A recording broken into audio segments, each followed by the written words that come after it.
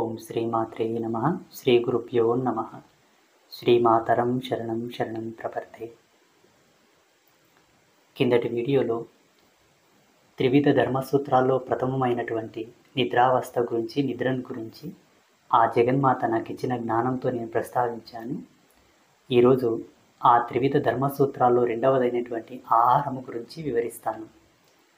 నేను చెప్పే ప్రతి అంశము, నేను చెప్పే ప్రతి వివరణ, నేను చెప్పే ప్రతి మాట అంతా ఆ జగన్మాత యొక్క పాదపద్మముల యొక్క ధూళితోనే, ఆ సర్వశక్తి యొక్క అనుగ్రహంతోనే చెప్తున్నాను. అయితే నేను చెప్పే అంశములు ఎవరికైనా ఇబ్బంది పెట్టినట్టుగా ఉంటే, బాధ పెట్టినట్టుగా ఉంటే, కించపరిచే విధంగా ఉంటే, ఆ సర్వశక్తితో మనస్ఫూర్తిగా, ఆ జగన్మాతతో మనస్ఫూర్తిగా నేను వేడుకుంటున్నాను. అందరూ నన్ను క్షమించాలి, మన్నించాలి. నేనేది స్వార్థంతో చెప్పటం లేదు. మానవులకు ఏది తరుణోపాయమో, దేనివల్ల మానవుడు తరిస్తాడు, దేనివల్ల మానవుడు సుఖవంతమైన జీవితం జీవిస్తాడని ఒక సదుద్దేశంతో, నా స్వీయానుభవంతో నేను శోధించినది, నేను తెలుసుకున్నది, ఏది మనిషికి అవసరం అదే నేను ప్రబోధం చేస్తున్నాను. నేనేం వ్యాపారం చేయటం లేదు, బిజినెస్ చేయటం లేదు. నా దగ్గర ఒక ఔషధం ఉన్నది, దాన్ని కొనండని ప్రకటన చేయట్లేదు. నా దగ్గర ఒక యంత్రం ఉన్నది, ఒక తాయెత్తు ఉన్నది, ఒక మూలిక ఉన్నది, దాన్ని తీసుకోండి నేను వీడియోలు చేయటం లేదు. సత్యం చెప్తున్నాను, ధర్మం చెప్తున్నాను, నీతి చెప్తున్నాను. దీన్ని మీరు తప్పుగా భావించుకుంటే నన్ను మన్నించమని కూడా నేను ఈ వీడియో మాధ్యమంగా వేడుకుంటున్నాను. త్రివిధ ధర్మసూత్రాల్లో రెండవదైనటువంటి ఆహారం ఏంటంటే, ఆహారం అనేది సమస్త జీవకోటికి ఎంతో ప్రాముఖ్యమైనటువంటి అంశం. ఎందుకంటే సమస్త జీవకోటి అంతయు ఆహారం పైనే జీవిస్తున్నాయి, ఆహారంతోనే అవి బ్రతుకుతున్నాయి. వాటి నుండి ఇంకొక జీవి సంక్రమించాలన్నా ఆహారమే ప్రథమ సూత్రం. అయితే ఆహారం వల్ల మనం ఎలా తరిస్తాము, ఆహారం వల్ల మనం ఎలా శ్రేష్టమైన జీవితాన్ని జీవిస్తామని ఋషులు ఎంతో తపస్సు చేసి, ఎన్నో సంవత్సరాల నుండి సుదీర్ఘ ధ్యానంలో వాళ్ళు నిమగ్నమై దర్శించిన దర్శనాల ప్రతిరూపమే ఈ ఆహారం గురించి ఈరోజు మీ ముందు నేను ప్రస్తావిస్తున్నాను. సంసారికులు సంసార ధర్మంలో తరించవచ్చు, సాధకులు సాధన విషయంలో తరించవచ్చు. ఆహారంని గనక నియమావళితో సక్రమంగా సరి అయిన పద్ధతిలో గనక వాడితే, భుజిస్తే, పాటించుకుంటే సంసారికులు ఎలా తరిస్తారు? ఆహార పద్ధతిని సక్రమంగా పాటించడం వలన. ముఖ్యంగా ఆహారము, ఏ ఆహారం మనం తీసుకోవాలి? శాకాహారమా, మాంసాహారమా? నా అనుభవం ప్రకారంగా జగన్మాత నాకు ఇచ్చిన జ్ఞానంతో, నా స్వీయ అనుభవంలో నేను చూసిన కొంతమంది మీద నేను ప్రత్యక్షంగా నేను చూసినటువంటి విషయాలు కానివ్వండి, కొంతమంది పైన నేను చూసినటువంటి దృశ్యం కానివ్వండి, ఎన్నో కుటుంబాలలో ఎంతోమంది మీద నేను స్వీయ అనుభవంలో నేను చూసిన నా అనుభవం ప్రకారంగా శాకాహారమే సర్వశ్రేష్టమైన ఆహారము. శాకాహారం వల్లనే మానవుడు తరిస్తాడు, రోగరహితమైన జీవితాన్ని జీవిస్తాడు, పూర్ణ ఆయుష్మంతమైన జీవితాన్ని జీవిస్తాడు, ఐశ్వర్యవంతమైన జీవితాన్ని జీవిస్తాడు. తను బ్రతికిన నాళ్ళు తన శరీర పటుత్వాన్ని తాను కోల్పోకుండా తన పనులు తానే చేసుకొని, తన వరకు తను బ్రతికి చివరికి ఇచ్ఛామరణ సిద్ధిని కూడా పొందుతాడు శాకాహారంతో. కొంతమంది శాకాహారులు కూడా రోగాల బారిన పడుతున్నారు కదా స్వామీజీ, వాళ్ళకు కూడా రకరకాల సమస్యలు వస్తున్నాయి కాదంటే, నేను చెప్పిన ఈ త్రివిధ ధర్మసూత్రాలు ఆహార పద్ధతిని సక్రమంగా పాటించినప్పటికీ బ్రహ్మచర్యంలోనైనా వాళ్ళు చెడి ఉండవచ్చు, లేదా నిద్రావస్థలోనైనా వాళ్ళు చెడి ఉండవచ్చు. ఎక్కువ నిద్రపోవడం, తక్కువ నిద్రపోవడం, లేకపోతే సమయ సానుకూలతను పాటించకపోవడం, దాంట్లోనన్నా వాళ్ళకు లోపాలు సంభవించవచ్చు. లేదా వాళ్ళ జీన్స్ ప్రకారంగా, వాళ్ళ పెద్దల యొక్క DNA ప్రకారంగా కూడా వాళ్ళకు కొన్ని రోగాలు వచ్చి ఉండవచ్చు. లేదా ప్రాకృతిక వాతావరణ మార్పుల వలన, వాతావరణ కలుషితం వలన, లేకపోతే ఇంకొన్ని అనుకోని సంఘటనలు, అనుకోని ఫుడ్ పాయిజన్ల వలన కూడా వాళ్ళకు రోగాలు సంక్రమించి ఉండవచ్చు. ఒకటే మూల సూత్రం అండి. నిద్రను, ఆహారమును, బ్రహ్మచర్యమును ఎవరైతే సక్రమంగా సరి అయిన పద్ధతిలో, పరిమితితో, సమయానుకూలంగా, సానుకూలంగా వాడుకుంటారో వాళ్ళ జన్మలు తరిస్తాయి. అది సంసారికులకైనను, సాధకులకైనను అందరికీ ఇదే నియమావళి ఉంది. కాబట్టి భగవంతుడు ఈ మూడింటిని అందరికీ సమానంగా ప్రతిపాదించాడు. శాకాహారమే సర్వశ్రేష్టమైన ఆహారం. ఈ భూమండలంలో ప్రతి ఒక్కరూ శాకాహారమే భుజించాలి. అయితే కొంతమంది మాంసప్రియులు నన్ను తిట్టుకోవచ్చు. మీరు తిట్టుకున్నా ఏమనుకున్నా నాకు ఏ ఇబ్బంది ఉండదు. ఎందుకంటే ఈరోజు ప్రపంచంలో రోగాలు పెరిగిపోతున్నాయి. ఆ రోగాలకు మందులు కనిపెట్టలేని పరిస్థితి వచ్చింది. 2, హాస్పిటల్స్ పెరుగుతున్నాయి, వైద్యులు పెరుగుతున్నారు, వైద్య రంగం ముందుకు చాలా అత్యున్నతమైన స్థాయిలో దూసుకెళ్తున్నది. కానీ రోగాలు తగ్గటం లేదు. ఎంతమంది డాక్టర్లు పుడుతున్నారో అన్ని రోగాలు పుడుతున్నాయి. ఎన్ని ఆరోగ్య సంస్థలు స్థాపించబడుతున్నాయో అన్ని రకరకాల వ్యాధులు కూడా ప్రబలుతున్నాయి. అంటే మానవుడు ఎక్కడనో స్కిట్ అయ్యిండు, దేన్నో కోల్పోయిండు. దేన్ని పాటించాలో దాన్ని పాటించక ఇన్ని అవస్థలు పడుతున్నారని మా దృశ్యంలో ఒకటి గోచరించింది. కాబట్టి శాకాహారమే సర్వశ్రేష్టమైన ఆహారం. మాంసాహారం తినడం అనేది ఏంటంటే, మాంసం పాపభూయిష్టమైన ఆహారం. ఎలా? మీరు మాంసం తినాలంటే ఒక జీవిని చంపాలి. ఒక జీవి చనిపోతేనే మీరు మాంసం తినగలరు. అది బ్రతికుండగా మీరు మాంసం తినలేరు. చేపనైనా, మేకనైనా, కోడినైనా, ఏదైనా సరే అది చనిపోతే మీరు మాంసం తినడానికి ఉపయుక్తం అవుతుంది. అది చనిపోవడం అంటే హత్య కదా, ఒక హింస కదా. ఆ హింస వలన మీకు పాపం సంక్రమిస్తుంది. ఆ పాపం వలన మీరు నానా యాతనలు అనుభవించక తప్పదు. ఎందుకంటే ఈ ప్రపంచంకి ఇంకొక మూల సూత్రం ఏముందంటే, తిన్నది విసర్జించినట్లనే చేసిన కర్మ అనుభవించక తప్పదు. మనం భుజించినది విసర్జించక మానం కదా, అలాగే చేసిన కర్మ అనుభవించక తప్పదు. దాన్ని ఎవరూ మార్చలేరు. ఇది సృష్టి ధర్మం. ఇప్పుడు ఒక జీవిని చంపుతున్నప్పుడు ఆ జీవి ఏమని ఏడుస్తుందో, ఎంత బాధపడుతుందో, బ్రతికే స్వేచ్ఛ, బ్రతికే హక్కు ప్రపంచంలో అన్ని జీవరాశులకు ఉన్నది. మనకెంత బ్రతికే రైడ్ ఉందో, హక్కు ఉందో, మిగతా జీవరాశులకు కూడా అదే హక్కు ఉన్నది. అన్ని మతాల ప్రకారంగా దేవుడు ఉన్నట్టు నిరూపణ అయింది కదా. భగవంతుడి దృష్టిలో అన్ని జీవరాశులు సమానమే. నువ్వు ఎక్కువ కోడి తక్కువ కాదు, నువ్వు ఎక్కువ మేక తక్కువ కాదు, నువ్వు ఎక్కువ గొర్రె తక్కువ కాదు. మరి మానవులకు మాంసం ఎలా అలవాటైంది స్వామీజీ అని మీరు అడగొచ్చు. సనాతన ధర్మం ప్రకారంగా, భారతదేశ ధర్మసూత్రం మూల సూత్రాల ప్రకారంగా మన సనాతన ధర్మంలో మాంసం లేదు. అయితే 2000 సంవత్సరాల క్రితం నుంచే మన దేశం మీద దండయాత్రలు జరుగుతున్నాయి. ఏ దేశాలలో అయితే పంటలు పండించుటకు ఉపయుక్తమైన నేలలు లేవో, ఏ దేశంలో అయితే వ్యవసాయమును ఎలా పండించుకోవాలా, ఎలా సేద్యం చేసుకోవాలని కర్షక వృత్తి గురించి పూర్ణ జ్ఞానం లేదు, ఆ దేశాల వాళ్ళు ఏది దొరికితే అది చంపుకొని తినేవాళ్ళు. అక్కడ అన్ని చంపుకొని తిని అన్నీ అయిపోయినాక మన దేశాల మీదకి వాళ్ళు వచ్చారు. తినడానికి తిండి లేక ఈ దేశం మీదకి వచ్చారు. ఉన్న వాళ్ళ చంపుకొని తినేశారు. చివరికి ఈ దేశం మీదకి వచ్చారు ఆహారం కొరకు.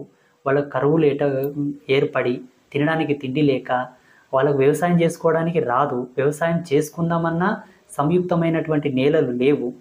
మన దేశం మీదకి వచ్చారు. ఇక్కడ వచ్చి కొన్ని రోజులు ఉండి మన పరిసరాలన్నింటినీ చూసి, మన అలవాట్లు, మన పద్ధతులు, మన ఆచారాలు, కట్టుబాట్లు, సాంప్రదాయాలన్నీ చూసి మనలో వాళ్ళు మమైక్యం అవ్వడం నేర్చుకున్నారు. క్రమక్రమంగా వాళ్ళ రుచులను వాళ్ళు మర్చిపోక మన పరిసరాల్లో ఉన్న కొన్ని జీవులను చంపుకొని తినడం వాళ్ళు అలవాటు చేశారు. మన వాళ్ళు ఏం చేశారు? వాళ్ళు మన వాళ్ళకు చెప్పారు, ఇది బలమైన ఆహారము, మంచి పుష్టికల ఆహారం, దీన్ని తింటే బలంగా తయారవుతాము, సింహం తినడం వల్ల సింహం బలంగా ఉండిపోతుంది కదా, అలాగే మనం కూడా బలంగా అవుతామని చెప్పి కొన్ని పిట్టకథలు చెప్పి మన వాళ్ళకు అలవాటు చేశారు. కుక్కను చూసి నక్కబోత పెట్టుకున్నది అన్నట్టుగానే మన వాళ్ళు చెప్పే మాటలకు మోసపోయి మాంసం తినడం అలవాటు చేసుకున్నారు. అలా పాశ్చాత్య సంస్కృతులు కనుక భారతదేశానికి రాకుండా ఉంటే ఈ దేశం ఎంతో సంపన్నమయ్యేది, ఎంతో ప్రసిద్ధితో ఉండేది ఈ దేశం. అక్కడి వాళ్ళు ఇక్కడ రావడం, ఇక్కడ వాళ్ళు అక్కడ వెళ్ళడం, అక్కడ వెళ్ళిన వాళ్ళు అక్కడ అలవాట్లు నేర్చుకొచ్చి ఇక్కడ చూపించడం, అక్కడ వాళ్ళు ఇక్కడ వచ్చి వాళ్ళ అలవాట్లు ఇక్కడ చూపించడం వల్ల ఈ అలవాట్లు అనేటివి నేర్చుకోవడం జరిగింది. వాస్తవానికి మన భారతదేశం వైదికమైన దేశం. అయితే 2000 సంవత్సరాల నుంచే ఈ నాగరికతలు, ఈ ఆచార పద్ధతులు, కట్టుబాట్లన్నీ మార్చుకుంటూ వస్తున్నారు, మారుతున్నాయి, చాలా వరకు మార్పు చెందాయి. ఆదిమానవుడు కూడా మాంసం తిన్నాడు కదా స్వామీజీ అని మీరు అనొచ్చు. ఈ జీవి యొక్క పరిణామ క్రమంలో ఆది మానవుడు మాంసం తిన్నాడు కదా, ఏది దొరికితే అది వేటాడి తిన్నాడు కదా అంటే తిన్నాడేమో. అప్పుడు మానవునికి అంత పరిపూర్ణమైన జ్ఞానం లేదేమో. వ్యవసాయం చేసి పంటలు పండించుకొని ఏ కాయం తినాలా, ఏ పళ్ళు తినాలా, ఏ ధాన్యం ఎట్లా పండించాలా, ఏ కార్తీలో ఏ ఇత్తనం వేయాలా, ఏవి ఎలా పండించుకోవాలనేది జ్ఞానం లేదు కాబట్టి ఎదిగే దశలో ఆయన తిని ఉంటాడు. ఇప్పుడు మనం ఎదిగాం కదా, పూర్ణ ప్రసిద్ధితో ఎదిగాం. ఏమి కొరత ఉన్నది మనకు తినడానికి, మాంసం తినడానికి? ఒక జీవిని నిర్దాక్షిణ్యంగా అది పిక్కుతుంటే, విలవిలలాడుతుంటే, అది ఎంత క్షోభిల్లుతుంటే దాన్ని చంపుకొని తినాల్సిన అవసరం ఏమొచ్చింది?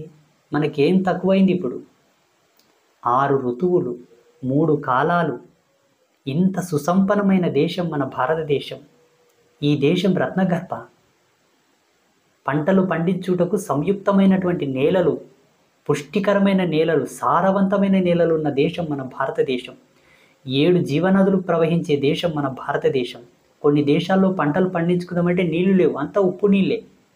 కొన్ని దేశాల్లో మొత్తం ఎడారి, ఉస్క. కొన్ని దేశాల్లో మంచే ఉంది. కొన్ని దేశాల్లో సమమైన నేలలు ఉన్నప్పటికీ కొంతవరకు ఉన్నాయి, కొంతవరకు లేవు. నేలలున్నా నీళ్లు లేవు, ఉప్పు నీళ్ళు. సరే, మంచి నీళ్లు ఉండి నేలలున్నా ఋతువులు సహకరించవు. మన దేశంలో ఉన్నంత ఋతుక్రమము వేరే దేశాల్లో లేదు. 6 ఋతువులు సమసమానంగా మార్పు చెందే ఏకైక దేశం భారతదేశం. ఇంత అవకాశం మనకు ఉన్నప్పుడు ఎందుకు ఒక జీవిని నిర్దాక్షిణ్యంగా చంపి తినాలి? ఒక జీవిని చంపి తినమని చెప్పిన దేవుడు దేవుడు కాదు, మతము కాదు. నా అనుభవం ప్రకారంగా నేను ఎవరిని కించపరచడం లేదు. భగవంతుడు సత్యమైతే అన్ని జీవులను సమానంగా చూడాలి. అది దేవుని యొక్క ఉద్దేశం. ఏ దేవుడైనా సరే, హిందూ ధర్మంలోనా, ఇస్లాం ధర్మంలోనా, క్రైస్తవ ధర్మంలోనా, బౌద్ధంలోనా, జైనంలో నేను చెప్పటం లేదు. భగవంతునికి సమస్త జీవరాశులు తన బిడ్డలైనప్పుడు నీవు నా బిడ్డవు, ఆ బిడ్డను చంపుకొని తినమని ఆ దేవుడు చెప్పకూడదు, ఆ మతం చెప్పకూడదు, ఆ ధర్మం చెప్పకూడదు. అట్లయితే అది ధర్మం కాదు, మతం కాదు. ఇది విమర్శ కాదు, మానవత దృష్టితో ఆలోచన చేయండి. నీ బిడ్డనో, నీ అన్ననో, నీ తమ్మునో కొట్టి చంపితే నీ ఊరుకుంటావా? ఉంటలేవు. సర్వభూతములు సమదృష్టితో చూసిన వాడే శ్రేష్టమైనటువంటి మానవుడు, గురువు, సాధువు, సత్పురుషువు, మత గురువు, ధర్మ సంస్థాపకుడు అని చెప్పేసి ధర్మనిరతి. దీన్ని మీరందరూ గ్రహించండి. నేను ఎవరిని కించపరచడం లేదు. మానవునికి ఏ ఆహారం మంచిదంటే శాకాహారం మంచిది. మాంసాహారం కరెక్ట్ కాదా అని మీరు ప్రశ్న వేస్తే అది ఎంతవరకు సంభవం కాదు. ఒక జీవిని చంపితే తప్ప మనం మాంసం తినం. అదే శాకాహారం అయితే ఒక చెట్టుకు 10 టమాటాలు కాసాయనుకోండి, 9 మనం తెంపుకొని తిని కూర చేసుకొని వండుకొని తిన్నా ఒక టమాటాని ఇంకో చోట నాటిన చెట్టు వస్తుంది. దానివల్ల ఇంకొక చెట్టు తయారైతే దానికి కాయలు కాస్తాయి. మాంసం తినాలంటే ఒక జీవి చంపుకొని మనకాడికే తింటాం, దాని నుండి ఇంకొక జీవిని మనం తీయలేము. ఇది హింస. ఒక జీవిని చంపి తింటాము, అలాగే ఆ జీవిని చంపిన తర్వాత దాని నుంచి ఇంకొక జీవిని మనం ఉత్పత్తి చేయలేము. ఒక చెట్టుకున్న కాయలు తెంపుకొని వండుకొని తిన్నా మళ్ళీ కాయలు కాస్తాయి. ఒక 9 కాయలు తెంపుకొని తిన్నా ఒక కాయను నాటిని ఇంకొక చెట్టు వస్తుంది. అది మాంసం వల్ల సాధ్యం కాదు. మీరు ఒకసారి గమనించండి. ఇది హింస కాబట్టి ఇది నిషిద్ధము. ఇంకొక మూలధర్మ సిద్ధాంతం ఏంటంటే స్థిరజీవులు, చిరజీవులు అని 2 రకాలు ఉన్నాయి. స్థిరజీవులు అంటే చెట్లు, మొక్కలు, వృక్షాలు. ఇవి స్థిరంగా ఎదిగే జీవులు, కదలలేవు. చిరజీవులు అంటే మనం. ఈ చరజీవులు స్థిరజీవుల మీద ఆధారపడి బ్రతకమని చెప్పి జీవధర్మ సిద్ధాంతం. చిరజీవులు అంటే మనము, మేకలు, మనము, పులులు, సింహాలు అన్నీ కూడా. ఈ చరజీవులు స్థిరజీవుల మీద ఆధారపడి బ్రతకాలి అని చెప్పేసి మూలధర్మ సిద్ధాంతం. అయితే సింహాలు కూడా చిరజీవులే కదా, మేకలు కూడా చిరజీవులే కదా. ఆ చిరజీవి ఈ చిరజీవిని ఎందుకు చంపుకొని తింటుందని మీకు సందేహం రావచ్చు. సింహం మనలాగా పంటలు పండించుకొని తినలేదు కదా. ఒకవేళ సింహం మేకలను, శాకాహార జంతువులను కనుక వేటాడకుంటే ప్రపంచంలో అడవులు మిగలవు. ఈ జీవకోణంలో భగవంతుడు ఏది దేన్ని తినాలని చెప్పేసి అన్నిటినీ పుట్టించాడు, కానీ మనము వాటిని తినాలని లేదు. మానవుడే మాధవుడు. ఈ మానవ జన్మ తర్వాత మనం మాధవ జన్మ ఎత్తడానికి మంచి అవకాశం ఉన్నది. కానీ ఈ హింసల వలన, ఈ పాపభూయిష్టమైన చర్యల వలన మరుజన్మ మనం ఎత్తక తప్పదు. ఈ మానవ జన్మలో మనం క్వాలిఫైడ్ అయితే యక్షలోకంలో పుడతాం. ఆ యక్షలోకంలో ఉన్నటువంటి అర్హతలకు కట్టుబడి మనం నడిచి అక్కడ క్వాలిఫైడ్ అయితే గంధర్వలోకంలో పుడతాం. ఆ గంధర్వలోకంలో ఉన్న నియమావళి కట్టుబడి మనం అక్కడ క్వాలిఫైడ్ అయితే దేవలోకంలో పుడతాం. ఇట్లా 14 లోకాల్లో మనం పుట్టడానికి ఈ మానవ శరీరమే చిట్ట చివరి సాధనము. ఆ సాధనంతో మనం తరించాలని చెప్పేసి ఈ త్రివిధ ధర్మసూత్రాలు ప్రథమంగా మనం ఆచరించాలి. నిద్ర, ఆహారము. ఆహారంలో శాకాహారం శ్రేష్టము. అది సంసారికులకు కానివ్వండి, సాధకులకు కానివ్వండి. కొంతమంది తాంత్రికులు, కాపాలిక పంతులు, అఘోరాలు చాలామంది మాంసం తింటారు కదా స్వామీజీ అని మీరు అనవచ్చు. అఘోరాలు చీమకైనను ఆని తలపెట్టని వాళ్ళు అఘోరాలు. ఏదో పుర్రెల దండలు మెల్లేసుకొని ఒక మేకను చంపి ఆ రక్తాన్ని అమ్మవారి మీద పోయడము, రకరకాల వికృత చేష్టలు చేసేవాళ్ళు అఘోరాలు కారు, ఎన్నటికీ కారు. చనిపోయిన శవాన్ని, ఆ సగం సగం కాలి సగం సగం ఉన్న శవాన్ని, ఆ శవంలో కూడా కొన్ని అవయవాలను తీసుకొని కొన్ని పద్ధతులతో వాటిని శుద్ధి చేసుకొని ఏదో అలా తినడం కొన్ని శాస్త్రాల్లో నేను కూడా చదివాను. చనిపోయిన శవం దేనికి పనికి వస్తుంది చెప్పండి? దానివల్ల ఏ ఉపయోగం ఉండదు. అందుకే దాన్ని తిని వీళ్ళు శివోపాసన చేయమని ఉన్నది. కానీ బ్రతికిన మా మేకను చంపి అమ్మవారికి రక్తం పోయడము, మేము అఘోరమల మెల్లో పుర్రెల దండలు వేసుకోవడం అనేది వాళ్ళ అజ్ఞానానికి నాంది అని చెప్పొచ్చు. కానీ అది ఎంతవరకు సబబు కాదు. ఇకపోతే మానవునికి మాంసం తినడం వల్ల ఏం ఎక్కువ వస్తుంది? బలం ఎక్కువ వస్తుందా? మేధస్సు ఎక్కువ వస్తుందా? 2 కొమ్ములు వస్తాయా? 4 చేతులు వస్తాయా? లేకపోతే మాంసం తినేవాళ్ళు ఎక్కువ రోజులు బ్రతుకుతారా? శాకాహారం తిన్నవాళ్ళు ఎక్కువ రోజులు బ్రతుకుతారు, నేను గ్యారెంటీ ఇస్తాను. మీరు ఒక్కసారి ప్రముఖ హాస్పిటల్స్ దగ్గరికి వెళ్ళి డాక్టర్లను అడగండి, మాంసాహారం తినే వాళ్ళ సంఖ్య ఎక్కువ వస్తుందా, శాకాహారం తినే వాళ్ళ సంఖ్య ఎక్కువ వస్తుందా? 1. 2, పరిపూర్ణ శాకాహారులు ఎక్కువ రోజులు బ్రతుకుతున్నారా, మాంసాహారాలు ఎక్కువ రోజులు బ్రతుకుతున్నారా?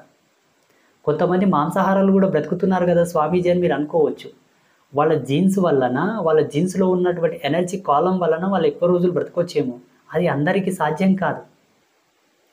మాంసాహారం, శాకాహారం తినే వాళ్ళ యొక్క శరీరాల్లో ఉన్న వ్యత్యాసం ఏంటంటే, శాకాహారం తిన్న వాళ్ళ శరీరము 100కి 100 పాళ్ళు ఏదన్నా ఒక రోగం సంక్రమించిన తర్వాత వాటిని తిప్పికొట్టేటటువంటి శక్తి శాకాహారుల యొక్క బాడీలో తయారవుతుంది.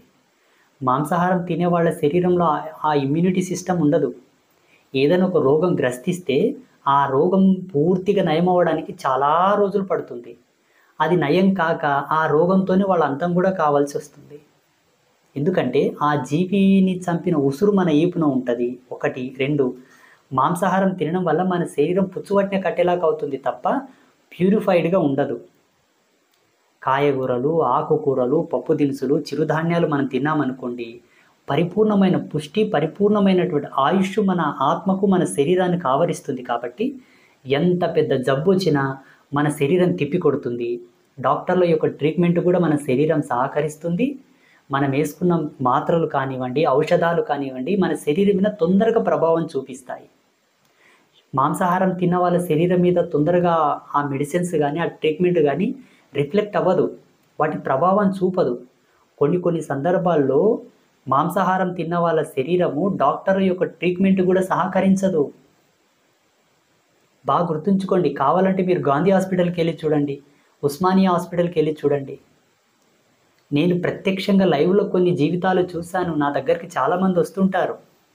ఎన్నో సమస్యల నుంచి, కాళ్ళ నొప్పులు అంటారు, ఈ నొప్పులు అంటారు, ఆ నొప్పులు అంటారు. శాకాహారులకు కూడా కొంతమందికి జబ్బులు వస్తున్నాయి, వ్యాధులు వస్తున్నాయి. ఎలా? ఈ త్రివిధ ధర్మసూత్రాల్లో ఏదో ఒకటి లోపించి ఉండాలి. ఇంకొకటి, జీవించడానికి తినడం కొరకు జీవిస్తున్నారు. శాకాహారులు కూడా అడ్డం వచ్చినవన్నీ తింటున్నారు. ఆయిల్ ఫుడ్ ఎక్కువ తీసుకోవడం వల్ల కూడా ఇబ్బందులు వస్తాయి. రకరకాల ఇష్యూస్ ఉన్నాయండి. శాకాహారులే ఆరోగ్యంగా ఉంటారు, మాంసాహారులే నష్టపోతారు నేను చెప్పటంలే. ఏంటంటే శాకాహారం సర్వశ్రేష్టమైన ఆహారం. ఒక జీవిని హింసించకుండానే మనం తినొచ్చు. తినడం వల్ల మన శరీరం పరిపూర్ణమైన ఆరోగ్యవంతంగా ఉంటుంది. బ్రతికినన్నాళ్ళు నీ శరీరాన్ని నువ్వే శుద్ధి చేసుకొని చనిపోతావు, ఒకరి మీద ఆధారపడవు. 2, ఏదో కర్మవశాత్తు వాతావరణ లోపాల నుంచో లేకపోతే మన జీన్స్ ప్రకారం వచ్చిన రోగాలు మనకు సంక్రమించిన నీ శరీరం తొందరగా వాటిని తిప్పికొట్టి ఆరోగ్యవంతంగా తయారవ్వాలంటే శాకాహారమే శ్రేష్టం. అయినా ఒక విషయం అడుగుతాను, చెప్పండి. నీవు తిని బ్రతికి బట్టగట్టడానికి ప్రపంచంలో ఎన్ని పదార్థాలు ఉన్నాయి?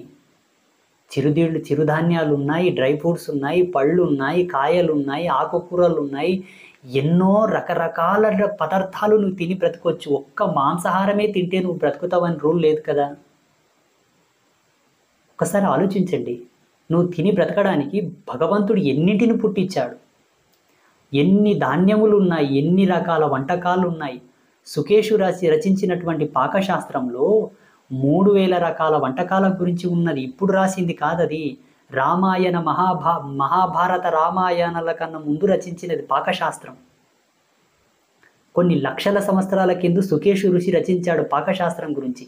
376 రకాల వ్యంజనముల గురించి, 336 రకాల వంటకాల గురించి, 3000 రకాల వంటకాల గురించి రచించాడు పాకశాస్త్రంలో సుకేషు. నిన్న మొన్న రాసింది కాదు, కొన్ని లక్షల సంవత్సరాల కింద వచ్చింది పాకశాస్త్రం. కానీ ఎక్కడ ఆ శాస్త్రంలో మాంసాహారం గురించి ప్రస్తావించలేదు. ఎక్కడో పొరపాటు జరిగింది మాంసాహారం తినడంలో. ఆ పొరపాటు కారణంగానే ఈనాడు మానవుడు తరించక నానా యాతనలు పడుతూ ఎంతమంది డాక్టర్ల కాళ్ళ మీద పడుతున్నారు, ఎన్ని హాస్పిటల్స్ తిరుగుతున్నారు. కష్టపడి సంపాదించిన డబ్బులు దాచుకుంటే సడన్గా ఏదైనా ఒక వ్యాధి వస్తే తీసుకెళ్ళి హాస్పిటల్లో గుమ్మరిస్తున్నారు. ఇంకెక్కడ మానవులు బాగుపడతారు, ఇంకెక్కడ పైకి వస్తారు? శ్రేష్టమైన శాకాహారం తినండి, మీకు ఇష్టమైన పదార్థాలు వండుకొని తినండి, పాలు పెరుగు తినండి, పండ్లు తినండి. మనం ఎంత, మన జ్ఞానం ఎంత? 100 సంవత్సరాలు బ్రతుకుతామో, 200 సంవత్సరాలు బ్రతుకుతాము. మనకన్నా ప్రకృతి చాలా గొప్పది కదా. మనకన్నా కొన్ని లక్షల సంవత్సరాలు, కోట్ల సంవత్సరాల నుంచి ప్రకృతి ఉన్నది కదా. ప్రకృతి ప్రత్యక్ష దైవం. కనిపించని దేవుని కన్నా కనిపించే దైవం ప్రకృతి. ఆ ప్రకృతికి తెలుసు మనం ఏం తినాలనేది. అందుకే ఏ ఋతువులో ఏ కాయలు కాయాలో ఆ కాయలు కాస్తున్నాయి, ఏ ఋతువులో ఏ పండ్లు కాయాలో ఆ పండ్లు కాస్తున్నాయి, ఆయా పువ్వులు పూస్తున్నాయి, ఆయా ఆకులు, ఆయా పంటలు, ఆయా దినుసులు అన్నీ వస్తున్నాయి. ఎందుకోసము? ఈ ఋతువులో ఈ జీవరాశులు ఇవి తింటే వాళ్ళ జీవితం బాగుంటుంది. ఆ వాతావరణ పరిస్థితులకు అనుకూలంగా మారి వాళ్ళ శరీరంలో సమగ్ర జీవ చైతన్య శక్తులన్నీ ఉత్పత్తి అయ్యి సమస్త రుజస్సుతో ఓజస్సుతో ఆ మానవుడు తయారయ్యి ఆయన నుండి సంక్రమించే రేపటి తరము కూడా ఆరోగ్యవంతంగా, ఆయుష్వంతంగా, పుష్టివంతంగా తయారవుతుందని ప్రకృతి రకరకాల కాయలను, పండ్లను, ఆకులను, పువ్వులను, పంటలను మనకు అందించింది. మనమేం తయారు చేస్తలేం వాటిని. కొన్ని ఋతువుల్లో కొన్ని దొరుకుతాయి, కొన్ని దొరకవు. కారణం ఏంటి? ఆ ఋతువులో ఆ పండ్లు తినడం వల్ల మన జనరేషన్ బాగుంటుంది. మనం ఆ వాతావరణానికి తట్టుకోగలము. ఆ శక్తి మనలో ఇముడుతుంది. ఒకసారి మిమ్మల్ని మీరు ప్రశ్నించుకోండి. కానీ మీరేం చేస్తున్నారు? 365 రోజులు అదే 365 రోజులు అదే తింటారు. అదే చికెను, అదే మటను, అదే చేపలు, అదే గుడ్లు, అవే అవే అవే అవే అవే. ఇంకొక దురదృష్టం ఏంటంటే మద్యం సేవిస్తుంటారు చాలామంది. సప్త నదుల సంగమం ఉన్నది మన శరీరంలో. సప్తధాతువులు అంటే ఏంటి? 7 జీవనదుల స్వరూపం మనలో సప్తధాతులు ఉంటాయి. త్రివేణి సంగమం ఎలా ఉందో అలానే మనలో కూడా గంగా, యమున, సరస్వతి స్వరూపకంగా ఇడా, పింగళ, సుషుమ్న త్రినాడులు ఉన్నాయి. మనలో కూడా త్రివేణి సంగమం ఉన్నది. ఆ త్రివేణి సంగమం యొక్క మధ్యలోనే ఆత్మారాముడు ఉన్నాడు. శివస్వరూపం ఉన్నది. మనలో వెలిగే శివుడే మనల్ని నడిపిస్తుంటాడు. పవిత్రమైన భగవంతుడు మన హృదయ సీమలో వసించి ఉన్నప్పుడు ఈ అపవిత్రమైనటువంటి పదార్థాలు మన శరీరంలో ఎలా నింపాలనిపిస్తుంది మీకు? ఒక చిన్న ఉదాహరణ చెప్తాను, బాగా ఆలోచించండి. ఒక బైక్ తయారు చేసిన ఒక ఇంజనీర్ కానివ్వండి, ఒక కారు తయారు చేసిన ఒక కంపెనీ కానివ్వండి, ఆ కారులో ఏం పోస్తే నడుస్తుంది, ఎలా సర్వీస్ చేయాలి, ఎన్ని కిలోమీటర్లకు సర్వీస్ చేయాలి, దాన్ని ఎంత లిమిట్లో నడపాలి, ఎంత స్పీడ్లో నడపాలి, ఏ గేర్లో ఎంత స్పీడ్ పోవాలని చెప్పేసి ఒక పద్ధతితోన దాన్ని కనిపెట్టి ఉంటాడు ఇంజనీర్. ఆ కంపెనీ యొక్క యాజమాన్యం వాళ్ళు నియమించిన పద్ధతిలోనే వాళ్ళు ఏ ఫ్యూల్ పోయమంటే ఆ ఫ్యూల్ పోస్తాం. మనం పెట్రోల్ పోయమంటే పెట్రోల్ పోస్తాం, డీజిల్ పోయమంటే డీజిల్ పోస్తాం. ఏ గేర్లో ఎంత స్పీడ్ పోవాలి, ఎంత ఎక్సిలేటర్ తొక్కాలి, ఎప్పుడు ఏ గేర్ వేయాలి, ఎంత స్పీడ్లో వెళ్ళాలని వాళ్ళు చెప్పిన పద్ధతితోనే మనం నడుచుకుంటూ వెళ్తాం. సామాన్యమైన ఒక మానవుడు తయారు చేసిన బైకులోనే పెట్రోల్ పోయమంటే పెట్రోల్ పోస్తాం, డీజిల్ పోయమంటే డీజిల్ పోస్తాం. నిన్ను తయారు చేసిన భగవంతుడు ఎంత గొప్ప ఇంజనీర్ ఒకసారి ఆలోచించు.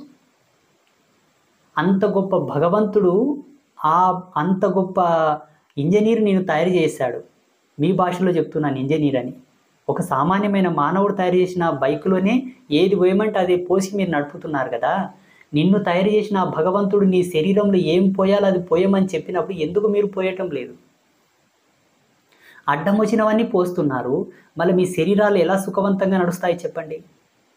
పెట్రోల్ పోయమని చెప్పిన బండిలో డీజిల్ పోస్తే నడుస్తుందా? నడుస్తుందేమో, కొన్నాళ్ళు నడుస్తుంది, మూల పడిపోతుంది, ఇంజన్ బోర్కు వస్తుంది, చెడిపోతుంది.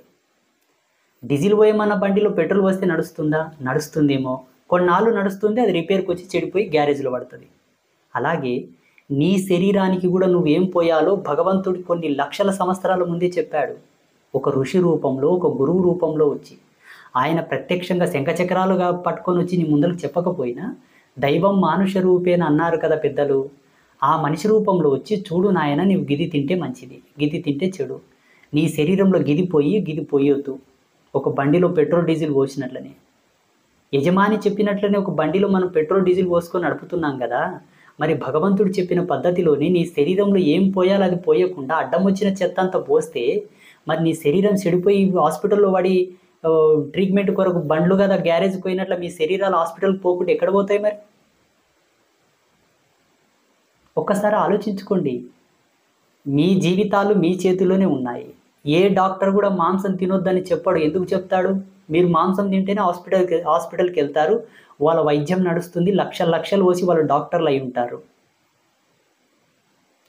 పుష్టికరమైన ఆహారం ఏదో పరిపూర్ణమైన వైద్య రంగంలో ప్రావీణ్యం సాధించి పరిపూర్ణమైన డాక్టర్ ఎవరైతే ఉన్నారో వాళ్ళు ఈజీగా చెప్తారు శాకాహారమే సర్వశ్రేష్టమైన ఆహారం అని. మన జీవితాలు మన చేతుల్లోనే ఉంటాయి. ఒక స్వామీజీయో, ఒక గురువో, ఒక సాధువో, ఒక డాక్టరో, ఒక ఇంజనీరో ఎవరిని ఎవరు ఉద్ధరించరండి. మనల్ని మనమే బాగు చేసుకోవాలి. ఒక బండిని కనిపెట్టిన ఇంజనీర్ ఆ బండికి రూల్స్ ఎలా పెట్టాడో మనల్ని కనిపెట్టిన భగవంతుడు కూడా మనకు రూల్స్ పెట్టాడు. బండిలో తగిన ఇంధనం పోసి ఎలా నడుపుకుంటామో నీ బొందెలో కూడా తగిన పదార్థాలు, శ్రేష్టమైన పదార్థాలు పోసి నేను నడుపుకోమని నేను చెప్తున్నాను. కొంతమంది పెద్దలు నాకు ఫోన్ చేసి కిందటి వీడియోలో జంతు బలి గురించి మాంసాహారం శ్రేష్టమా శాకాహారం శ్రేష్టమని మాట్లాడితే ప్రపంచంలో 3 వంతులు ప్రపంచమంతా కొన్ని కోట్ల మంది మాంసాహారం తినేవాళ్ళు ఉన్నారు. మాంసాహారం తినేవాళ్ళ నువ్వు దూషిస్తావా? నువ్వు చెప్పే సోది నువ్వు చెప్పుకో అని చెప్పేసి ఒక ఆయన నాకు ఫోన్ చేసి అన్నాడు ఒకరోజు. నాకేం కర్మ పట్టింది నాయన, మీరు మాంసం తింటే మాకేమొస్తుంది, శాకాహారం తింటే మాకేమొస్తుంది? మీరు పడే యాతనలు మేము చూడకున్నాము. ఒకసారి గాంధీ హాస్పిటల్కి పోయి చూడిపో నాయన, ఉస్మానియా హాస్పిటల్కి వెళ్ళి చూడిపో. బ్రతికుండగానే నరకం చూస్తున్నారు. నరకం ఎక్కడుంటుందో తెలియదు కానీ బ్రతికుండగానే నరకం చూస్తున్నారు. ఏమి రోగాలు, ఏమి ఆపతులు. రోగాలు పెరిగిపోతున్నాయి, వాటికి మందులు కనిపెట్టలేకపోతున్నారు. ఇదంతా ఎలా వస్తుంది? ఆహార దోషం నుంచి మనిషి శరీరం తరించాలన్నా, నాశనం కావాలన్నా శాకాహారమే సర్వశ్రేష్టమైన ఆహారం. దానికి మించి లేదు. మాకు రుచిగా ఉంది, మేము మాంసాహారమే తింటాము, మమ్మల్ని నిందిస్తున్నావు, కించపరుస్తున్నావు అని మీరు అనకండి. నేను కించపరచలేదు, తినండి, మీ ఇష్టం. నేను వ్యత్యాసం చెప్తున్నాను. ఏది శ్రేష్టం, ఏది అశ్రేష్టం, దేని తింటే తరిస్తారు, దేని తింటే నాశనం అవుతారు. సంసారికులకు, సాధకులకు ఈ 3 సూత్రాలు వర్తిస్తాయి. సాధనల్లో, మంత్రతంత్రాల్లో, విద్యల్లో, ఉపాసనల్లో, దేంట్లోనైనా సరే సాధకులు కానీ గురువులు కానీ ఎవరైనా తరించాలంటే ఈ 3 పాటించాలి. నిద్ర, ఆహారము, బ్రహ్మచర్యం. ముఖ్యంగా సాధకులు స్వయం పాకం తినాలి. ఎవరు ఎక్కడ పడితే అక్కడ తినడం వల్ల మంత్రసిద్ధి రాదు. మీకు మంత్రాలు వశం అవ్వదు, దేవత మీ వశంలో ఉండదు. స్వయం పాకం తినాలి. సహధర్మచారిణి ఉంటే భార్య చేసినటువంటి భోజనం తినాలి, లేదా ఆయన జన్మనిచ్చిన తల్లి చేసిన పదార్థాలన్నా తినాలి. సాధకులకు ఉండేటటువంటి ముఖ్య లక్షణం. రెండవది, ఈ 3 లేవు. ఎక్కడనో అపరిచితమైనటువంటి ప్రదేశాలకు వెళ్ళాం, దూర ప్రాంతాలకు వెళ్ళాం.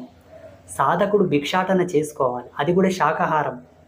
పండో కాయో లేదు ఏదో ఒక పదార్థమో తీసుకొని వాటిని శుద్ధి చేసుకొని తినమని ఉంది శాస్త్రంలో. కానీ అడ్డం వచ్చినవన్నీ హోటల్స్కి వెళ్ళి తినడం, మళ్ళీ నేను గురువుని, నేను సాధకుని, నాకు సాధన రావటం లేదు, మంత్రవశీకరణం కావటం లేదు, దేవతావశం కావటం లేదు, నాకు సాధనలు సఫలం కావటం లేదు, నేను ప్రత్యంగిరా చేస్తున్నా, నేను వారాహి చేస్తున్నా, నేను ఇన్ని రోజులు చేస్తున్నా, నేను గురువు దగ్గర మంత్రదీక్ష తీసుకున్నా. ఎట్లొస్తుంది నీకు మంత్రవశం? నువ్వు ఒక డాక్టర్ కావాలంటే ఎంత చదవాలి?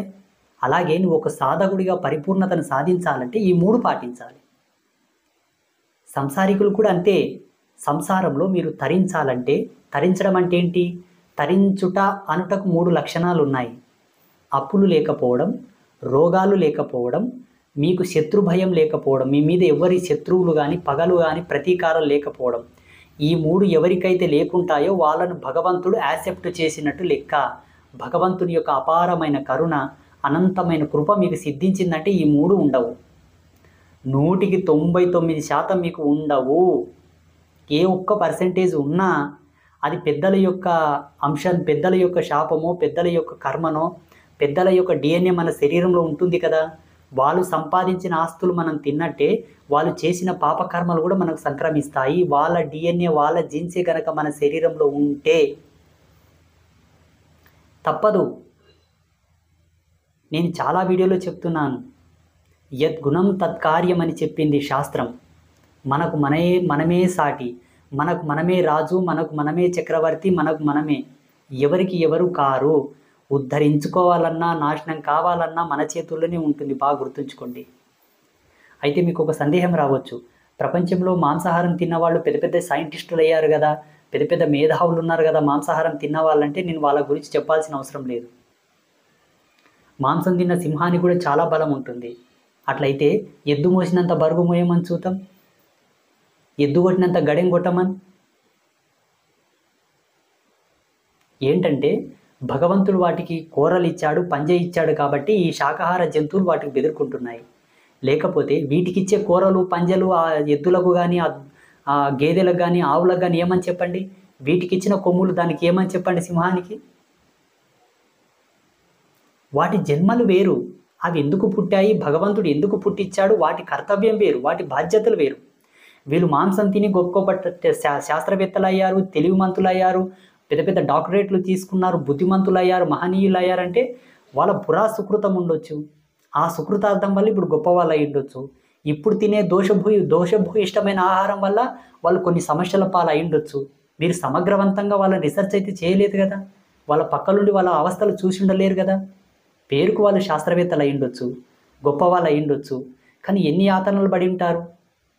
రోగాల పరంగా కానివ్వండి, మీ మిగతా కొన్ని మానసిక రుగ్మతల పరంగా కానివ్వండి. తప్పదు, తిన్నది విసర్జించినట్లే చేసిన కర్మను అనుభవించక తప్పదు. ఇంతకుముందు కూడా చెప్పాను నేను. ఈ త్రివిధ ధర్మసూత్రాల్లో 2వది ఆహారము. సమయానుకూలంగా తిన్న ఆహారం వల్ల మనం తరిస్తాము.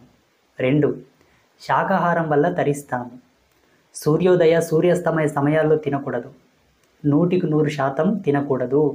ఆ సమయంలో మనం పూజలు, పునస్కారాలు, లేకపోతే జపతపాదులు, సాధకులైతే స్పిరిచువాలిటీ మూమెంట్స్ పైన అవగాహన ఉన్నవాళ్ళు, ఆధ్యాత్మిక స్పందన ఉన్నవాళ్ళు. లేని వాళ్ళు ఏ టీవీయో చూడండి, పేపరో యాదో చదవండి, బుక్లో ఇప్పులో చదువుకోండి. లేదు మా ఇష్టం వచ్చినట్లు మేము సంధ్యా సమయంలో తింటాం, సూర్యోదయ సమయంలో తింటామంటే అది మీ ఇష్టం, మేమేం చెప్పాల్సిన అవసరం లేదు. అలాగే జీవించట కొరకు తినండి, తినడం కొరకు జీవించకండి. కుంభాలు తినేస్తే ఆ తిన్నది కాస్త అరక్క నీ డైజెషన్ సిస్టమ్ అంతా చెడిపోయి మళ్ళీ దాని కొరకు నువ్వు దవాఖాన పోయి డాక్టర్తో నీ చేయి చాపి అతను ఇచ్చిన మందులు మాత్రలు వాడి మళ్ళీ సైడ్ ఎఫెక్ట్ రావడం, డబ్బులు పోవడం, సమయం పోవడం, ఎటు చూసుకున్నా మీరే నష్టపోతారు. ఎంతోమంది, కొన్ని లక్షల మంది సాధువులు చెప్పారు శాకాహారమే శ్రేష్టం, మాంసాహారం తినకండి, మద్యం సేవించకండి, మగువా సాంగత్యం చేయకండి, మద్యం సేవించకండి, మాంసం తినకండి, మగువా సాంగత్యం అంటే పరస్త్రీ సాంగత్యం చేయకండి అని చెప్పి కొన్ని లక్షల మంది సాధువులు కాలగర్భంలో కలిసిపోయారు. నేను గొప్పగా ఉద్ధరించడంలా, నేను చెప్తే మీరు మారతారని కూడా నేను అనుకోవట్లా. కానీ ఎవరి నోటి పుణ్యం ఎలా ఉంటుందో, ఎవరి వాక్కు ఎలా ఫలిస్తుందో, ఎవరి ద్వారా ఎవరన్నా మారొచ్చు కదా. అది సాధువు యొక్క ధర్మం, మా విద్యుక్త ధర్మం. చెప్పడం మా ధర్మం మేము చెప్తున్నాము. ఇకపోతే మేము తినే ఆహారం పైన మీరు విమర్శలు చేస్తున్నారని అనొచ్చు కొంతమంది. నేను విమర్శించడం లేదు, మీరు తినొచ్చు, అయ్యో క్షేమంగా నిక్షేపంగా తినండి. మాయించేటోళ్ళు కొన్ని లక్షల మంది చెప్పారు, ఎవరైనా మారారా? ఎవరు మారరు. కానీ సాధనలు చేసేవాళ్ళు కొంతమంది నాకు ఫోన్లు చేశారు. నేను ఈ అమ్మవారి మంత్రం చేసిన, ఆ అమ్మవారి మంత్రం చేసిన, నేను ఈ సాధన చేసిన, ఆ సాధన చేసిన. అలాగే చాలామంది సంసారికులు కూడా నాతోనికి వచ్చి, మాకు ఆర్థికంగా లాభం లేదండి, మేము ఎదగలేకపోతున్నామండి, చాలా రోగాలు ఉన్నాయండి, సమస్యలు ఉన్నాయండి, నా దగ్గరకు వస్తున్నారు. వచ్చే వాళ్ళకు నేను ఇచ్చే సందేశం ఇది. రాని వాళ్ళ గురించి నేను చెప్పటంలే. నన్ను అనుసరిస్తున్న వాళ్లకు, నా వీడియోస్ చూస్తున్న వాళ్లకు, నా దగ్గరకు వచ్చే వాళ్లకు నేను ఇచ్చేటటువంటి మౌలికమైన మూల సూత్రములు. నేనేం ఒక తాయెత్తు పెట్టి దాని గురించి ప్రచారం చేసి వర్ణిస్తూ దీన్ని కొనండి, మీకు లాభం అవుతుంది, మంచిగా అవుతారని చెప్పటంలా. దేని పాటించడం వల్ల నీవు తరిస్తావు, నీ నుండి సంక్రమించే వంశం తరిస్తుందో అది చెప్తున్నాను నేను. శాకాహారం సర్వశ్రేష్టమైనది. సాధ్యమైనంత వరకు స్వయం పాకం తినండి. మీ ఇంట్లో వండుకునే మీరు తినండి. నిల్వ ఉన్న పదార్థాలు తినకండి. ఎక్కువ చల్లవి తినకండి, ఎక్కువ వేడివి తినకండి. మధ్యమైనటువంటి పదార్థాలు తినండి. మనం తినే ఆహారంలో 3 వంతులు పచ్చి ఉండాల. ఏ ఒక్క వంతో వేపుళ్ళు, చిరుదిళ్ళు, అన్నము, ఫ్రై చేసుకున్నవి ఉడకబెట్టినవి 1% ఉండాలి. 3 వంతు పచ్చి ఉండాలి. పండ్లు కానివ్వండి, కాయగూరలు కానివ్వండి, ఆకుకూరలు కానివ్వండి, క్యారెట్ కానీ, బీట్రూట్ కానీ, ఇవి పచ్చివి తినాలి మనం. ఇప్పుడు చూడండి, పచ్చివి తిన్న ఎద్దులు కానీ, మేకలు కానీ, ఈ శాకాహార జంతువులన్నీ దృఢంగా ఉంటాయి. వాటిలో ఉన్న బలం మనకు 1% కూడా లేదు. ఏంటంటే వాటి వీక్నెస్ మీద మనం దెబ్బ కొడతాం. లేకపోతే మనల్ని ఎదిరించాలంటే క్షణకాలం పట్టదు. మనకు తెలివి ఉంది, వాటి వీక్నెస్ మీద దెబ్బ కొట్టి వాటి చేత మనం పనులు చేయించుకుంటున్నాం. కానీ అవి ఎంత దృఢంగా ఉంటాయి ఒకసారి చూడండి. అలాగే మానవుడు దేని తాగడం వల్ల తరిస్తాడో, తనలో ఉన్న సప్తధాతువులు పుష్టిగా ఉండి పుట్టిన పిల్లలు రోగరహితంగా పుడతారు, ఆరోగ్యవంతంగా పుడతారు. మీరు ఒకసారి చూడండి, హాస్పిటల్కి వెళితే పుట్టగానే తీసుకుపోయి కాచులో పెట్టాలంట, పసిరికలు అవుతాయంట. పుట్టగానే గ్లూకోజులు పెట్టడం, పుట్టగానే మందులు పెట్టాలి. పుట్టగానే తల్లిపాలకు నోచుకోలేని పిల్లలు చాలామంది పుడుతున్నారు. తీసుకుపోయి కాచులో పెట్టాలి. పుట్టగానే మనకు సనాతన ధర్మం ప్రకారంగా అన్నప్రాసనతో ఆయన కొన్ని రుచులు అలవాటు చేసే ధర్మ సంస్కారం మన ధర్మంలో ఉన్నది. పుట్టగానే గ్లూకోజులు పెట్టి సేదు గోళీలు వేసుకం, సేదు మందులు వేసుకం, పుట్టగానే అన్ని కెమికల్స్ రుచి చూస్తున్నాడు. ఇక ఆ పుట్టిన బిడ్డ పెరగంగానే ఆ కెమికల్స్ ప్రభావంతోనే పెరుగుతాడు. మరి ఇంకేమి అంటే, ఇతనం గట్టిదైతే పుట్టే పిల్లలు గట్టిగా పుడతారని మోటు సూత్రం. ఇతనమే సటువట్లదైతే పుట్టే పిల్లలు కూడా సటువట్ల పిల్లలే పుడతారు. ఆ తండ్రి అలా తయారు కావాలి. బై బర్త్ బ్యాచిలర్గా ఉన్నప్పటి నుంచి వివాహితుడు అయ్యే వరకు పుష్టికరమైన పదార్థాలు తినాలి. దేన్ని తినడం వల్ల నువ్వు దృఢంగా ఉంటావో, స్ట్రాంగ్ ఉంటావో, వీర్యవంతంగా, తేజోవంతంగా, ఆయుష్మంతంగా ఆ శరీరంతో నువ్వు పిల్లల్ని కను. ఎలా పుడతారో అప్పుడు చూడు. నువ్వు దవాఖానకి ఎందుకోవాలి, డాక్టర్లతోనికి ఎందుకోవాలి, గోళీలు ఎందుకు వేసుకోవాలి, మందులు ఎందుకు వేసుకోవాలి? పుట్టగానే నీ పిల్లల్ని కాచులో పెట్టి బిక్కి బిక్కి చూసుకుంటే నా కొడుకుకి ఏమైనా, నా బిడ్డకి ఏమైనా, ఆ యాతనలు నీకు ఎందుకు? అంతా మన చేతుల్లోనే ఉంది. మనం చెడిపోయి ఎక్కడనో వెళ్తున్నాం. ఆ గురువుతో పోతే బాగైతామా, ఈ డాక్టర్తో పోతే బాగైతామా? ఎవరిని బాగు చేస్తారు?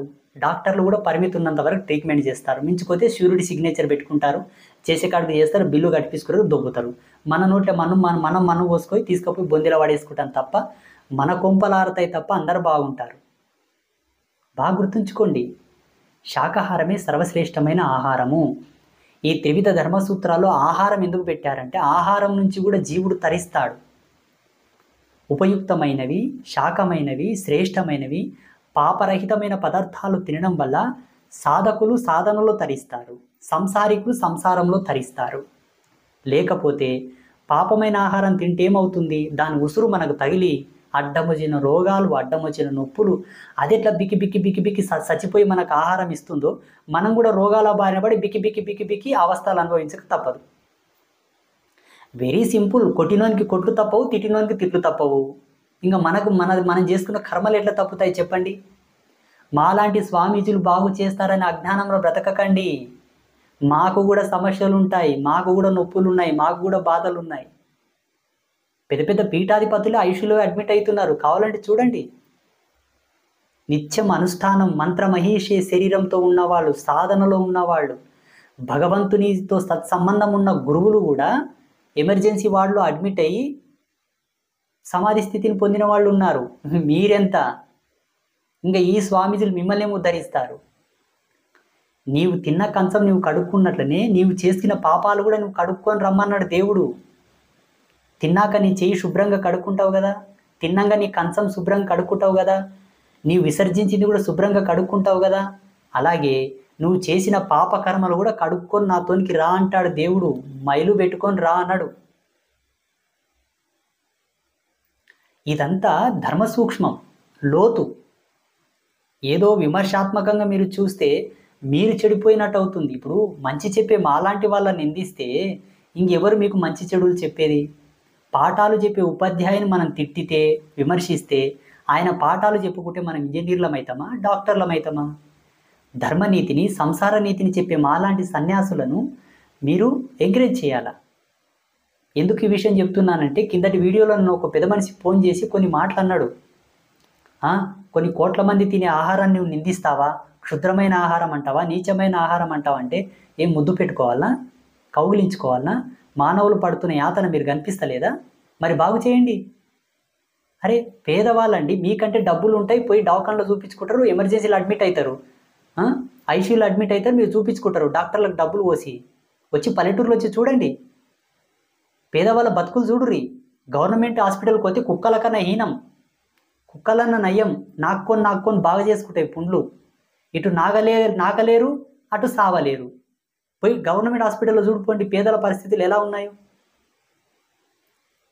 అవస్థ పడితే తెలుస్తుంది ఆవేదన ఏంటో. విమర్శించుటకు చాలా ఈజీగా ఉంటుంది మీకు. వచ్చి మా బతుకులు చూడండి, వచ్చి పల్లెటూళ్ళు వచ్చి చూడుర్రి. ప్రసవ వేదన భరించలేక ఎంతమంది చనిపోతున్నారు గవర్నమెంట్ దవాఖానలలో. ఏం వాళ్ళకు వసతులు కల్పించలేరా? నేను నా నిత్య జీవితంలో ఎంతోమందిని చూశాను, ఆవేదనతో మీతో మాట్లాడుతున్నాను. సత్యం మీకు చెప్తున్నాను. శాకాహారమే సర్వశ్రేష్టమైన ఆహారం. ఈ త్రివిధ ధర్మసూత్రాల వల్ల మానవుడు తరిస్తాడు కాబట్టి అందులో ఆహారాన్ని కూడా పెట్టారు ఋషులు. అందుకే శ్రేష్టమైన ఆహారం తినండి, మంచి ఆహారం తినండి, మీకు పనికొచ్చే ఆహారం తినండి. దేనివల్ల మీరు తరిస్తారో, మీరు తరించి మీ నుంచి వచ్చే పిల్లలు ఆరోగ్యవంతమైన పిల్లలు, ఆయుష్మంతమైన పిల్లలు పుడతారు, అవే తినండి. పాప ఆహారము తినకండి. మాంసాహారం పాపమైన ఆహారం. కోడి తన సంతానాన్ని తయారు చేసుకుని గుడ్లు పెడుతుంది, కానీ అవి మనం తినిక గుడ్లు పెట్టదు. మనం ఏం చేస్తున్నాం? ఆ గుడ్లు మనం ఉడకబెట్టుకొని తింటున్నాం. మరి మనం తయారు చేసే పిల్లల్ని ఎవరో వచ్చి తింటే మనం ఊరుకుంటామా? మనం కూడా పిల్లలకు జన్మనిస్తాం కదా. మీ పిల్లల్ని ఎవరో వచ్చి తింటే ఊరుకుంటారా మీరు? అంటే అది ప్రశ్నించలేదు, మనల్ని ఎదిరించలేదనే. అది ప్రశ్నించకపోవచ్చు, దాన్ని పుట్టించిన వాడు ఒకడు ఉన్నాడు, వాడు ప్రశ్నిస్తాడు. ఎలా ప్రశ్నిస్తాడు? నీకొచ్చే రోగాలు, నీకొచ్చే ఆపతులు, నీకొచ్చే సమస్యలు, కోడిలాగా నీ మైండ్ కొన్ని సందర్భాల్లో పనిచేయకుండా ఉంటుంది చూడండి. దానికి నిదర్శనం ఇదంతా. యద్గుణం తత్కార్యము. సోకాళ్ళు మేధావులంతా చాలా మాట్లాడుతుంటారు, వాళ్ళ మాటలు వినకండి. గొర్రె కషాయవాన్ని నమ్మినట్టే అవుతాయి మీ జీవితాలు. బాగా గుర్తుంచుకోండి. మేము వాళ్ళ మాటలే వింటామంటే వినండి, మీ ఇష్టం. అమ్మ యానగుంది మాణికేశ్వరి మాత ప్రత్యక్షంగా మన కళ్ళ ముందు నడిచిన ఒక మహాయోగి, శివస్వరూపం, ప్రత్యక్షంగా నడిచిన దేవత, 78 సంవత్సరాలు నిరాహార యోగినిగా ఉన్నటువంటి ప్రత్యక్ష దైవం. ఈ కలియుగంలో, ఈ జనరేషన్లో నా కండ్లారా నేను చూసే అదృష్టం కలిగినటువంటి నడిచే దేవత. ఆ తల్లి ఉన్నన్నాళ్ళు చెప్పింది, మాంసం తినకండప్ప, మద్యం తాగకండప్ప, శాకాహారమే శ్రేష్టం, అహింస పరమో ధర్మ అని చెప్పింది ఆ మహాతల్లి. ఆమె మాటలు విన్నారా? శాకాహారం తినే వాళ్ళకు కూడా రోగాలు వస్తాయి. ఎలా? ఈ మూడింట్లో ఏదో ఒకటి తప్పి ఉంటారు వాళ్ళు. ఈ మూడింటిని పాటించిన వాళ్ళ పెద్దల యొక్క జీన్స్ ప్రకారంగా రోగాలు వచ్చింటాయి. వాళ్ళ పెద్దలు ఎవరో తప్పి ఉంటారు, వాళ్ళు తప్పారు, వీళ్ళకి వచ్చాయి. మీరు సుధరాయించుర్రి, మీరు కొంచెం మంచిగా నడవండి, మీరు నడిచి మీ పిల్లల్ని నడిపియండి, వాళ్ళు నడిచి వాళ్ళ పిల్లల్ని నడిపియమనండి, ఇక ఉద్ధరించుకున్నట్లే కదా. ఇంతకుముందు ఉదాహరణ చెప్పాను కదా నేను. ఒక బండిలో ఏం పోయమంటే అది పోసి నడిపిస్తాం మనము. మరి భగవంతుడు నీకు ఏం పోయాలో అది చెప్పిండు, మరి మీరెందుకు అది పోస్తలేరు? అడ్డం వచ్చిన వాళ్ళు పోస్తే మీ బండి నడుస్తుందే, మీ శరీరం నడుస్తుందే? దయచేసి ఈ త్రివిధ ధర్మసూత్రాల్లో రెండవది ఆహారం. ఆహారంలో ఇంత అంతరార్థం ఉన్నది, బాగా గుర్తుంచుకోండి. మనకన్నా ప్రకృతి చాలా గొప్పది కాబట్టి ఏ ఏ ఋతువులో నా బిడ్డలు ఏ పండ్లు తింటే మంచిదో ఆ పండ్లని కాస్తున్నాయి, పూస్తున్నాయి. కావాలంటే వాటిని తినండి. నీకు ఏమి లేదు తినడానికి ఈ ప్రపంచంలో. భగవంతునికి పంచామృతాలని పోస్తుంటాం మనం. అవి భగవంతుని పోయడానికి కాదు, నీకు పోసుకోవడానికి అవి అమృతాలు. ఈ కలియుగంలో అమృతం సమానమైనటువంటి శక్తిని ఇచ్చేటివి 5. 1 శుద్ధమైన దేశవాళీ ఆవు పాలు. ఆ ఆవు పాలను తోడేసిన పెరుగు, దేశవాళీ ఆవు పాల యొక్క పెరుగు. తరువాత ఆ పెరుగుని చిలకగా వచ్చినటువంటి నెయ్యి, శుద్ధమైన దేశవాళీ ఆవు నెయ్యి. ఈ 3 తర్వాత శుద్ధమైన పుట్ట తేనె, ఈ శుద్ధమైనటువంటి తేనె. తేనె తర్వాత పంచదార కాదు, చెరుకు రసము. చెరుకు రసము సకాలంలో దొరకక చెరుకుతోనే చక్కెర తయారైందని చెప్పేసి చక్కెర పోస్తుంటారు, ప్రతిరూపం. కానీ పాలు, పెరుగు, నెయ్యి, తేనె, చెరుకు రసము, ఈ 5 ద్రవ్యములు ఏవైతే ఉన్నాయో వాటిని మీరు పోసుకోండి, విగ్రహాల మీద పోయడం కాదు. వీటిని మీ దైనందిన జీవితంలో వాడండి. మీ శరీరం అమృత తుల్యం అవుతుంది, నిండు నూరేళ్ళు జీవిస్తారు. మీరు డావకంలో పోయే పనిలా, స్వామీజీలతో పోయే పనిలా ఎక్కడ పోవాల్సిన అవసరం లేదు. ఇంకొక విషయం ఏంటంటే, మీ ఇంట్లో ఉన్నటువంటి వంటగదే కదా మీకు ఒక మంచి వైద్యాలయము. మీ ఆహారంలో వాడేటటువంటి పదార్థాలే కదా మీకు ఔషధములు. పాకశాస్త్రంలో అదే చెప్పారు, పతాంజలి యోగ సూత్రాల్లో అదే చెప్పారు. మీకు ప్రత్యేక ఔషధాలు ఎందుకు? పసుపు గురించి తెలుసుకోండి, ఉప్పు గురించి తెలుసుకోండి. ఇప్పుడు కంప్యూటర్లు వచ్చాయి, 200 సంవత్సరాలు అయిందో 100 సంవత్సరాలు అయిందో సైన్స్ డెవలప్మెంట్ అయ్యి కొన్ని లక్షల సంవత్సరాల కింది నుండి వాడుతున్నారు కదా. రామాయణంలో వాడలేదా? మహాభారతంలో వాడలేదా? వంటకాలు, పాకశాస్త్రం లేదు అక్కడ? భీముడు వంటలు చేశాడు. రామాయణంలో కూడా కొన్ని సందర్భాల్లో రకరకాల విందులు తిన్నట్టుగా వర్ణన ఉన్నది. మళ్ళీ అప్పుడు ఉప్పుకారం వాడలేరా? ఇప్పుడు వచ్చింది సైన్సు, పుండుకూరలో ఐరన్ ఉంటుందంట, ఉప్పులో పసుపులో యాంటీబయాటిక్ ఉంటుందంట. మా తాతలు ముత్తాతలు కూడా పుండుకూర తిన్నారు. మళ్ళీ ఏ కంప్యూటర్లో రీసెర్చ్ చేసిండ్రు పుండుకూర మంచిదని? ఏ కంప్యూటర్లో టెస్ట్ చేసి జొన్నలు, రాగులు, సద్దలు, మినుములు, అనుములు తిన్నారు? ఏ కంప్యూటర్లో, ఏ ల్యాబ్లో టెస్ట్ చేసి పసుపును వాడారు? ఏ ల్యాబ్లో టెస్ట్ చేసి ఆవు పాలు శ్రేష్టమని చెప్పారు? ఇప్పుడు చెప్తున్నారు ఆవు పాలు మంచిదని. ఆత్మానుభవము, స్వీయానుభవము, స్వతంత్ర జ్ఞానము, స్వతంత్ర అనుభవం. ఇప్పుడు వచ్చినవి పరికరాలన్నీ. నాడిని బట్టి రోగం చెప్పేవాళ్ళు, కళ్ళు మూసుకొని విశ్వం గురించి చెప్పేవాళ్ళు. ఈ సిద్ధాంతం ఇప్పుడా మనల్ని ధిక్కరించేది? 7 తినికినమ్మ 3 తినికినమ్మకు తినుకు అని చెప్పినదంట, సోది. అలా ఉన్నది ఇప్పుడు జనరేషన్ పరిస్థితి. నా ఆవేదన ఒకటే, ఈ త్రివిధ ధర్మసూత్రాల వల్లనే సంసారులు తరిస్తారు, సాధకులు తరిస్తారు. సాధకులు వాళ్ళు చేసే మంత్ర సాధన, తపస్సాధన, విద్య, సాంగత్యము తదితర విషయాలు తరించాలంటే ఈ 3 పాటించాలి: నిద్ర, ఆహారము, బ్రహ్మచర్యం. పగటిపూట నిద్రించిన వాళ్ళ యొక్క మంత్రాలు ఫలించవు, సాధన ఫలించదు. సరి అయిన దిశలో ఎక్కడ తలగడ పెట్టి పడుకోవాలో అక్కడనే తలగడ పెట్టి పడుకోవాలి, ఎక్కడ పడితే అక్కడ పడుకోకూడదు. సాధకులు వాళ్ళు కొన్ని ప్రదేశాల్లో నిద్రించాలి, కొన్ని ప్రదేశాల్లో నిద్రించకూడదు. వైదికులు, ద్విజులు, బ్రాహ్మణులు, సిద్ధాంతులు, యజ్ఞోపవీతధారులు, శిఖ ఉన్నవాళ్ళు, వైదికులు, గురువులు, సాధువులు, ఋషులు, పుంగవులు, యోగులు, అలాగే మంత్ర సాధన చేసేవాళ్ళు, సాధకులు, సిద్ధులు, సంసారికులు కూడా అంతే. ఆహారం విషయంకి వచ్చినా అంతే. ఒక సాధకుడు ఆ మంత్ర సాధనలో తెలిపిన ఆహార నియమావళి కట్టుబడి మంత్ర సాధన చేయాలి. నేను అడ్డం వచ్చిన వల్ల తింటా, అడ్డం వచ్చిన ప్రదేశాల్లో తింటా, నా ఇష్టం వచ్చిన సమయంలో తింటా, మళ్ళీ నాకు మంత్రం వశం కావాలంటే కాదు. ఇంకా నీవు అంతర్పిశాచి అవుతావు, పిచ్చి, నీ సబ్కాన్షియస్ మెమరీ ఫెయిల్ అయిపోయి నీవు పిచ్చెక్కినోళ్ళకై తిరుగుతావు, నీలో నువ్వు లేకుండా తిరుగుతావు తప్ప ఏ మంత్రం నేను ఉద్ధరించదు. సంసారికులు అంతే. స్వయం పాకం తినండి, ఇంట్లో మీరు వండుకొని తినండి 100% ఏదో యాల తప్పిందంటే ఎక్కడో తినండి 1%. ఎప్పటికి అదే చెత్త తింటే రోగాలు వచ్చి పోతావు. వాడు ఏమేసి వండుతాడో తెలియదు, ఎలా ఉండి వండుతాడో తెలియదు, వానికి ఏం రోగాలు ఉంటావో తెలియదు. కొన్ని వీడియోలో నేను చూశాను, పానీపూరి సెంటర్లో అక్కడిక్కడ వాని మూత్రం పోసి పానీపూరి ఇస్తున్నట్టు కొన్ని వీడియోలు చూశాను నేను. కోరి మీ కష్టాలు మీరే తెచ్చుకుంటున్నారు, బాగా గుర్తుంచుకోండి. మన కళ్ళనే మనమే నమ్మకూడదని చెప్పింది కొన్ని సందర్భాల్లో శాస్త్రం. మన కళ్ళు మనలే మోసం చేస్తాయని చెప్పింది శాస్త్రం. ఇంకొకరు నువ్వు ఎలా నమ్ముతావు? చెడిపోతే చెట్లు కూడా తోడుగావు, వేరొకరు నీకు తోడవుతారా? స్థిరంగా ఉన్న చెట్లే నీకు తోడుగావు, వేరొకరు నీకు ఎట్లా తోడవుతారు? ఈ త్రివిధ ధర్మసూత్రాల్లో రెండవది ఆహారం.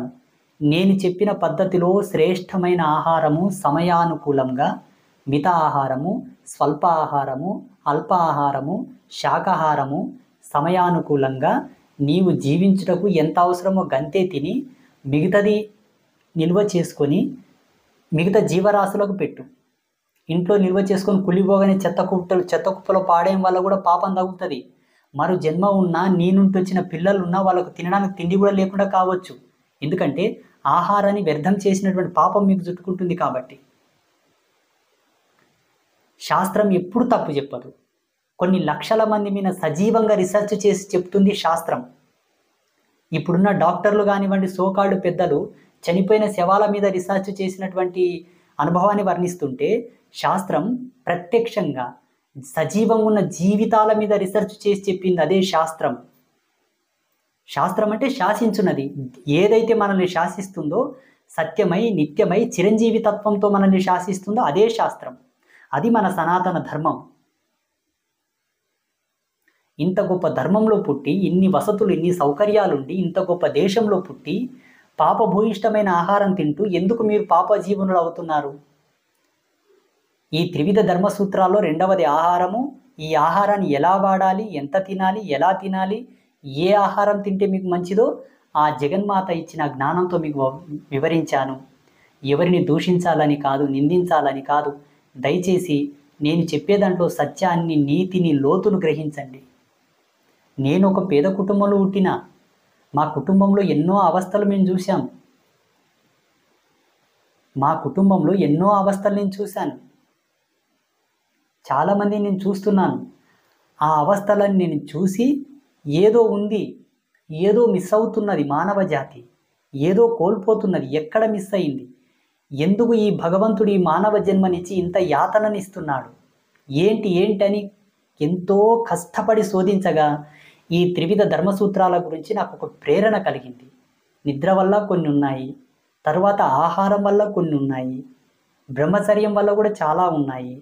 ఇవన్నీ శోధించి సత్యాన్ని మీకు చెబుతున్నాను. ప్రపంచంలో కొన్ని కోట్ల మంది మాంసం తింటున్నారు కదంటే, ఆ తిన్నవాళ్ళు ఎన్ని కష్టాలు పడుతున్నారో, ఎన్ని యాతనలు పడుతున్నారో మీరు కావాలంటే వెళ్ళి చూడండి. మీరు కష్టపడాలి, యాతన పడాలి, గ్యారెంటీ లేని జీవితం జీవించాలనుకుంటే తినండి. 2, మీరు కష్టపడి సంపాదించిన సంపాదన మీకు సేవ్ అవ్వాలంటే నేను చెప్పిన ఆహారం తినండి. లేదు సడన్గా ఒక హార్ట్ అటాక్ వచ్చి తీసుకపోయి లక్షల డాకన్ను పోస్తామంటే తినండి. 3, గ్యారెంటీ లేని జన్మ. మన ఈపున ఒక ఉసురు ఉండాలి, ఒక పాపం ఉండాలి. ఆ ఉసురుతోటి మనకి ఏదైనా ఒక యాక్సిడెంట్ ఏదో జరగాలనుకుంటే తినండి. సత్యంత వరకు మీ మురికి మీరు కడుక్కొని సావాలనుకుంటే నేను చెప్పిన ఆహారం తినండి. లేదు పెళ్ళంతోనే తిట్టిపించుకొని, పిల్లలతోనే తిట్టిపించుకొని, శరీరంతోనే తిట్టిపించుకొని, వాళ్ళతోనే పొడిపించుకొని, వాళ్ళతోనే సగసేసుకొని సావాలనుకుంటే పాప ఆహారం తినండి. మీ ఇష్టం. ఆ జగన్మాత కృపతో నా జ్ఞానానికి తోచింది నేను చెప్పాను. రేపు ఈ త్రివిధ ధర్మసూత్రాల్లో బ్రహ్మచర్యం అంటే ఏంటో అదొక్కటి మీకు చెప్తాను. ఈ 3 ఎవరైతే పాటిస్తారో సంసారికులు సంసారంలో తరిస్తారు, సాధకులు సాధనలో తరిస్తారు. అందుకని ఈ విషయాన్ని మీరు దృష్టిలో పెట్టుకొని ఆ జగన్మాతగా భావించి అనుగ్రహిస్తారని ఆశిస్తూ ఓం శ్రీమాత్రే నమః. శ్రీ గురుభ్యో నమః.